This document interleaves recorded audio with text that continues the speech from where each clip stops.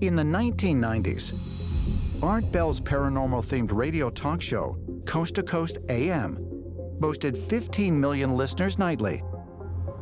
And Linda Moulton Howe considered it the perfect outlet for sharing her investigations with the public. Linda Moulton Howe reports on all kinds of strange occurrences, things that are inexplicable otherwise. Now, Linda, welcome. Thanks, Art.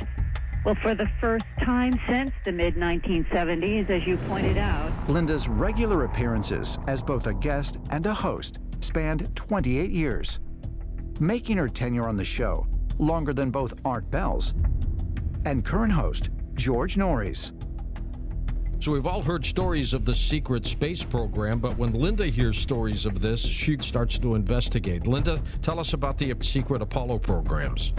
Well, this is the closest I've gotten to somebody who seems to have firsthand eyewitness testimonies that would confirm the truth that non-human entities, friendly, neutral, and unfriendly, are interacting with Earth, the Moon, Mars, and beyond, and they have been for centuries, according to insider leaks. Wow. Linda's done some great reports over the years. They run the gamut from strange sightings to abduction cases, you name it. Anything paranormal that you've heard in your life, Linda's covered it on Coast to Coast. While Linda was able to reach millions of listeners on Coast to Coast, she still felt she needed her own means for disseminating information directly to the public. What was coming into me in that period of time were hundreds and hundreds and hundreds of letters. I could open them, but I realized that I didn't have any vehicle at all in which to interact with the world, and then I just said it out loud, Earth Files. I want to do Earth Files, and that is how it began. On November 28, 1998, Linda launched Earth Files as an archive for her many years of research and created a website so that she could share the details of her investigations with the public. Almost 10 years later, in 2007, she started an Earth Files YouTube channel where she could report live on her latest findings. This is Earth Files, the award-winning news site with the latest updates in science, environment, and real X-Files. She's got over 250,000 followers worldwide. She writes the program, she edits it, she produces it, she does all the research. It is her. And you can almost describe Earth Files as her magnum opus, really, because this will ultimately live on as her archives. Earth Files and Coast to Coast have provided Linda a much wider audience with which to share her research. But of even greater value to her is hearing from the public. And even before she had these outlets, Linda was contacted frequently by people who alleged to have been abducted by extraterrestrials.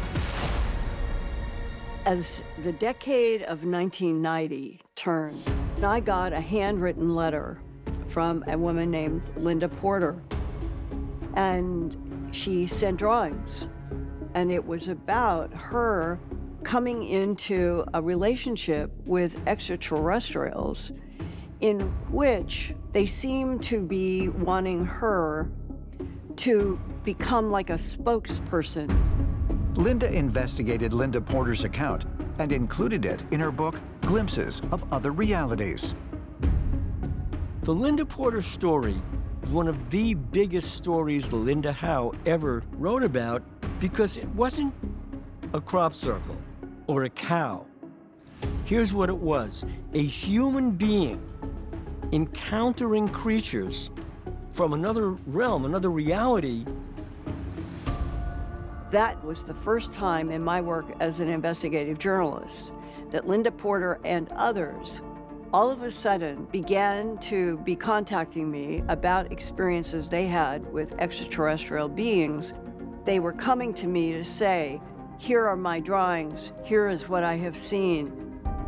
Author Whitley Strieber became one of the most high-profile alleged alien abductees when he wrote about his encounter with extraterrestrials in his 1987 book, Communion. But before he told his story to the world, he told it to Linda Moulton Howe. Linda is a very open-minded person, and you don't feel uncomfortable sharing weird stories with her. I don't think that either of us was too deep into the abduction material when we met back in 1986, but nobody was. But she didn't have any problem with my story. She just wanted to know more. As with animal mutilations and crop circles, Linda immersed herself in the abduction phenomenon, and it led to a major revelation. I've interviewed now more than 3,000 people in the abduction syndrome. Right from the beginning, I was confused about the various physical descriptions. The standing up reptiles, the standing up grays, and the Nordic blondes. We have tall whites, 10 to 12 feet tall. That's biblical. Those are like the giants.